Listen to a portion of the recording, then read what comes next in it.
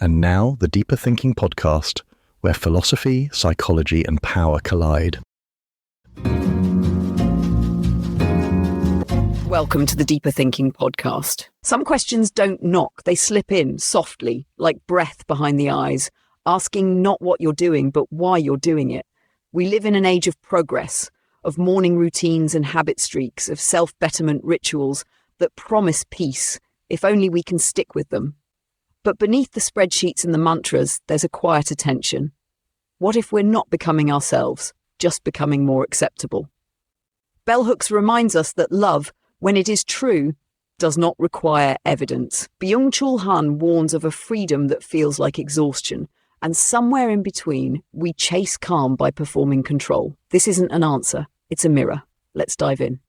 The culture we inhabit rewards optimization. From the moment we wake, the day is a series of tasks to be conquered, milestones to be reached.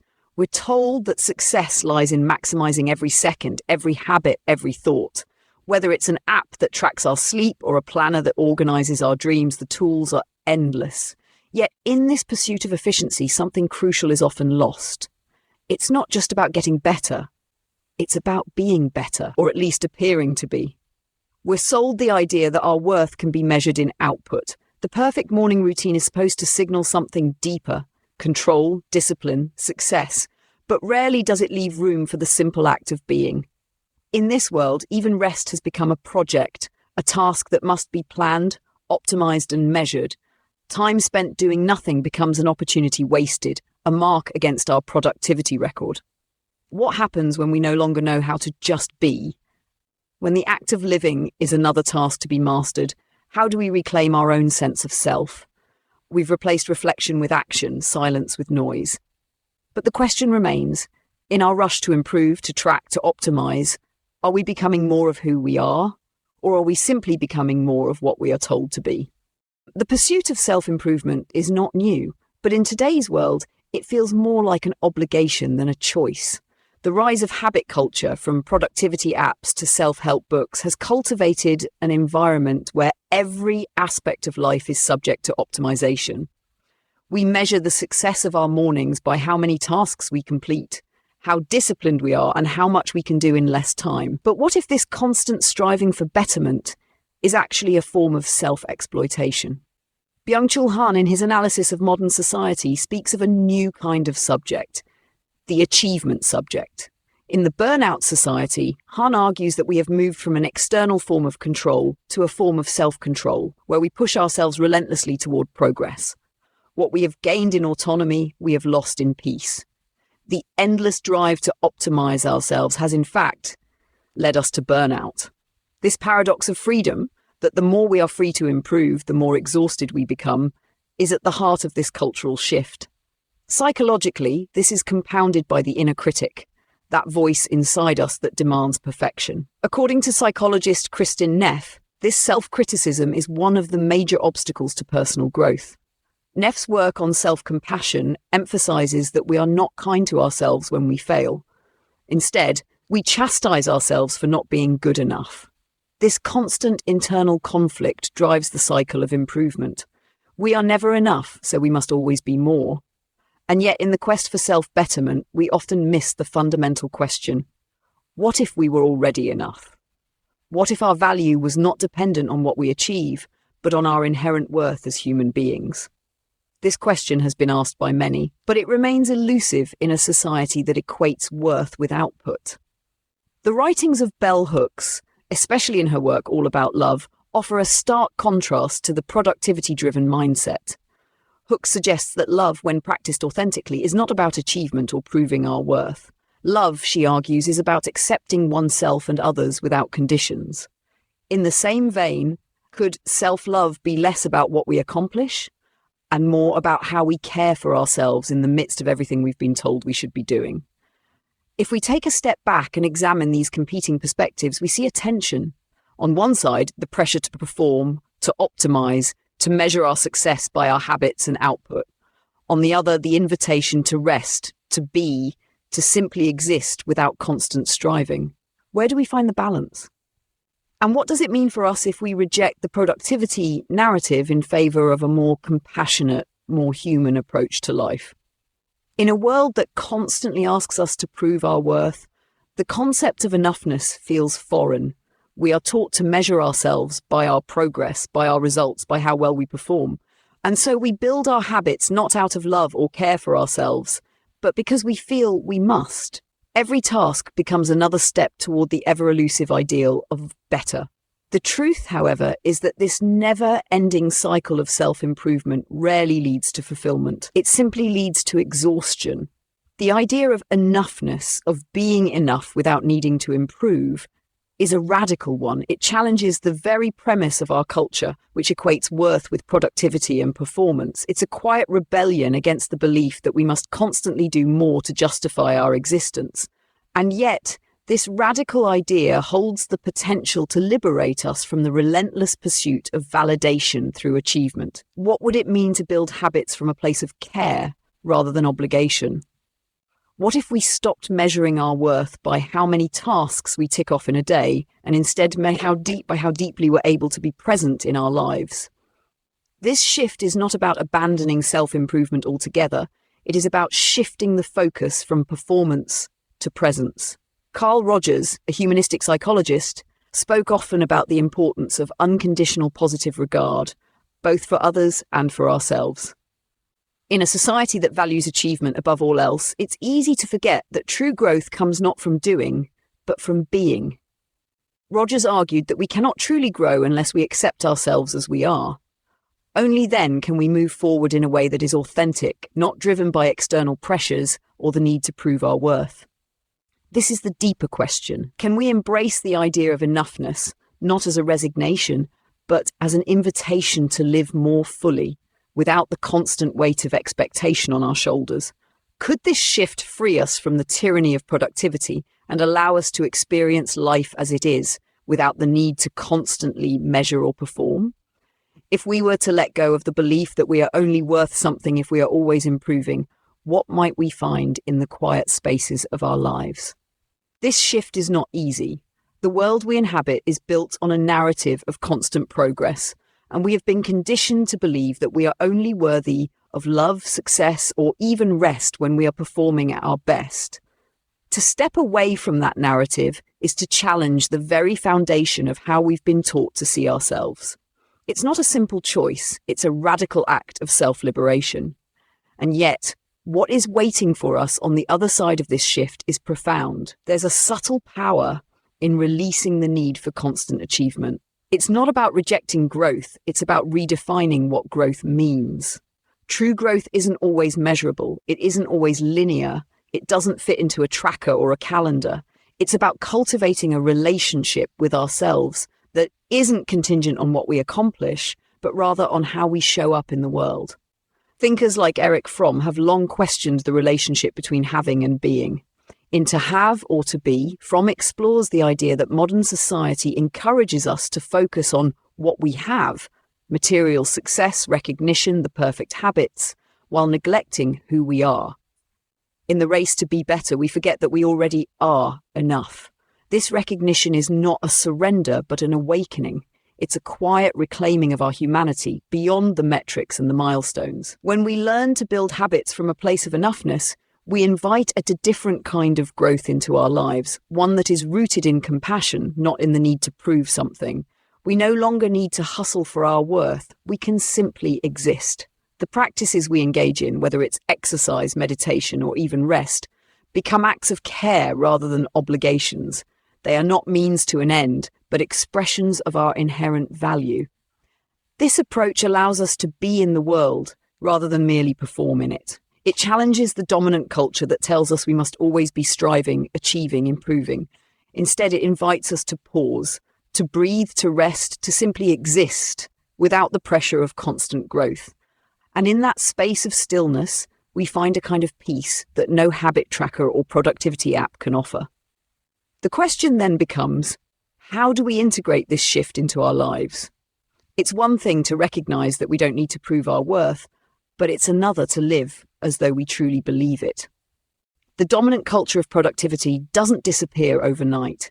It's ingrained in our work, in our relationships, in the very way we see ourselves. Yet the journey towards self-acceptance doesn't require perfection. It requires consistency, patience, and a willingness to embrace the discomfort of slowing down.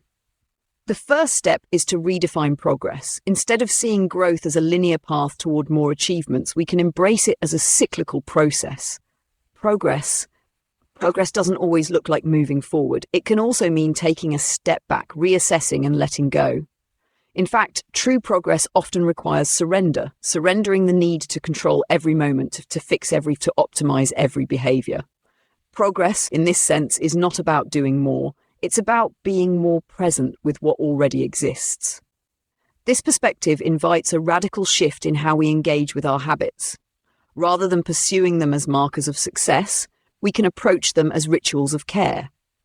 If we approach a morning routine not as a checklist to conquer, but as a moment of personal connection, whether it's making a cup of coffee slowly, stretching gently, or simply taking a deep breath, we begin to break free from the productivity trap.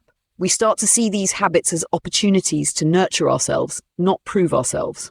Carl Rogers, once again, provides us with a lens for this redefinition. Rogers emphasized the importance of unconditional positive regard, not just for others, but for ourselves. He believed that only when we embrace ourselves fully, without judgment or expectation, can we truly grow. In a world that constantly demands improvement, this is a revolutionary idea, that we can be enough as we are. We are worthy of care, of peace, of rest, not because we've earned it through our efforts, but because we are human. As we begin to release the grip of perfectionism, we create space for gentler, more compassionate habits. These habits are not born from pressure or self-criticism, but from a recognition of our inherent value. In turn, this shift towards self-compassion and enoughness opens up possibilities for deeper, more sustainable growth. Not in spite of our imperfections, but because of them. This shift is not easy, nor is it instantaneous. The culture that celebrates relentless productivity is pervasive, and stepping outside of it requires a conscious effort. We have spent so much of our lives believing that our value is tied to our output that it can feel counterintuitive to embrace a slower, more compassionate approach. Yet, as we begin to unravel the tightly wound expectations, we find that the space we create is fertile ground for personal transformation, not one that depends on constant doing, but one that arises from simply being. One of the key factors in making this shift sustainable is the creation of supportive environments. As James Clear notes in Atomic Habits, the environments we inhabit shape our behaviors more than we often realize. If we are constantly surrounded by reminders of achievement, productivity, and perfection, it becomes far more difficult to embrace a life of enoughness. We need to intentionally craft environments that support rest, reflection, and self-compassion, whether that means reducing the clutter of to-do lists or finding spaces that promote quiet and mindfulness. Alongside this environmental change, there is also the internal shift that must occur. It's not just about changing the surroundings, but about changing the way we speak to ourselves. If we want to create habits that reflect our true selves, we must start by letting go of the narratives that tell us we are only worthy when we achieve. This requires a retraining of the mind, a shift from self-criticism to self-compassion. Just as Kristin Neff teaches in her work on self-compassion, we must learn to be gentle with ourselves in moments of failure and kind to ourselves in moments of success. It is not about letting go of striving altogether, but about striving from a place of compassion rather than fear. The growth mindset, popularized by Carol Dweck, further supports this transformation. When we see ourselves as capable of growth, not as static, fixed beings, we give ourselves permission to make mistakes without the fear that those mistakes define us. Growth becomes a continuous, fluid process rather than a series of milestones to be crossed off. We become more resilient because we understand that learning and growth are messy, non-linear, and ultimately part of what makes us human. By embracing these psychological shifts and creating environments that reflect our deepest values, we move closer to a life rooted in enoughness. Rather than measuring ourselves by how much we accomplish or how well we perform, we begin to measure our lives by how deeply we engage with the present moment, how genuinely we care for ourselves, and how authentically we show up for others. In this new model, success is not a goal to be reached. It is a way of being. The deeper question then is what kind of society we are creating if we continue to operate under the assumption that worth is determined by constant output. When we prioritize productivity above all else, we not only undermine our own well-being, but we also diminish the quality of our relationships and communities. We are taught to measure success by individual achievement, but this emphasis on personal productivity fosters a culture of isolation, competition, and burnout.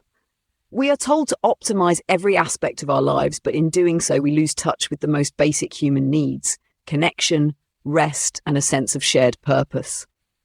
This is where social progress offers an alternative vision. The communal aspect of the shift toward enoughness cannot be overstated. As we begin to reclaim our sense of value from external validation, we also begin to see others in a different light. We start to relate to each other not through the lens of competition, but through mutual care and respect. This shift is not just about individual transformation. It is about building a society that values people not for what they produce, but for who they are. This is where the work of John Dewey, who championed the idea of social progress based on human flourishing, becomes relevant. Dewey argued that true progress is not measured by economic output, but by the extent to which individuals can develop and express their full potential in an environment that supports genuine well-being. In such a society, the goal is not to optimize individuals, but to create systems and communities that allow all people to thrive. Brené Brown's work on vulnerability and shame further supports this vision. Brown argues that vulnerability is the key to building trust and connection, both with ourselves and with others. Vulnerability is often misunderstood as a weakness, especially in a culture that prizes self-sufficiency and achievement. However, when we embrace vulnerability, we allow ourselves to be seen for who we truly are, without the need for performance or perfection. This opens up the possibility for authentic relationships built not on what we can do, but on who we are as people. As we let go of the need to perform, we create space for deeper, more meaningful connections. Furthermore, when we let go of the constant pressure to perform, we allow creativity to emerge. Ironically, the very drive to constantly improve often stifles the creativity that is so essential to personal and collective growth. Mihaly Csikszentmihalyi's concept of flow, the state in which people are so deeply engaged in an activity that they lose track of time, illustrates the importance of being present, not pushing for constant achievement. It is in these moments of deep, unhurried engagement that the most meaningful and innovative work can emerge. When we are free from the tyranny of optimization, we can engage with the world in a way that is not bound by external measures of success, but by the intrinsic joy of the process itself. The cultural shift towards embracing enoughness, creativity, and authenticity doesn't just change the individual, it changes society. When we release the expectation that everyone must be constantly performing, we create space for a different kind of world, one that prioritizes the well-being of all, not just the successful few. In this world, our worth is not tied to what we can produce, but to who we are and how we relate to each other. This is the world we are building when we choose to be enough, just as we are. To fully realize this shift, we must begin to act, not just as individuals, but as a collective. The change toward valuing presence over performance, enoughness over endless striving, is not something we can achieve alone. It requires a cultural and societal transformation, a movement that shifts how we define success, not just in our personal lives, but in our workplaces, our communities, and our educational systems. One way we can begin to build this new world is by redefining success. Success cannot simply be measured by how much we do or how quickly we achieve. Instead, it must be evaluated based on the quality of our relationships, the depth of our engagement with others, and our ability to nurture and care for ourselves. If we are to build a society that truly values people for who they are, rather than what they can produce, we must reframe what it means to live a fulfilled life. A fulfilled life is not one filled with endless achievement, but one that is rich with meaning, connection, and peace. Incorporating the ideas of thinkers like bell hooks, we must also recognize that love is at the core of this transformation. Love, as Hooks describes it, is not just an emotion, but an active force of care, commitment, and respect. It is through love, both for ourselves and for others, that we begin to dismantle the false narrative of productivity that governs our lives. When we choose love over performance, we create space for vulnerability, empathy, and trust.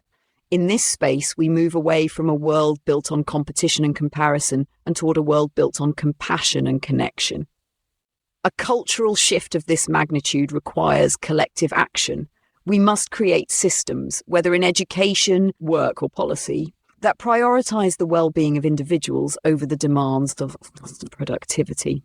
John Dewey's vision of social progress emphasizes that true democracy is about allowing people to flourish, not by maximizing their output, but by fostering environments that nurture their full potential.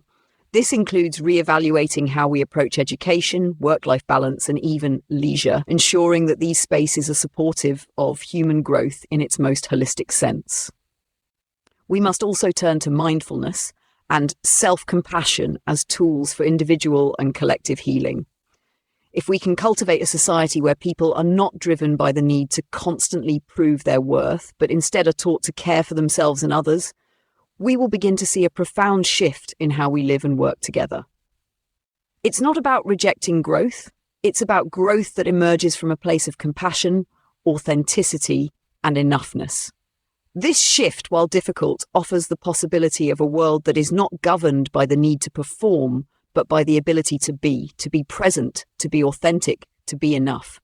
It is through embracing this vision that we can begin to create a future where all people are valued not for what they achieve, but for who they are.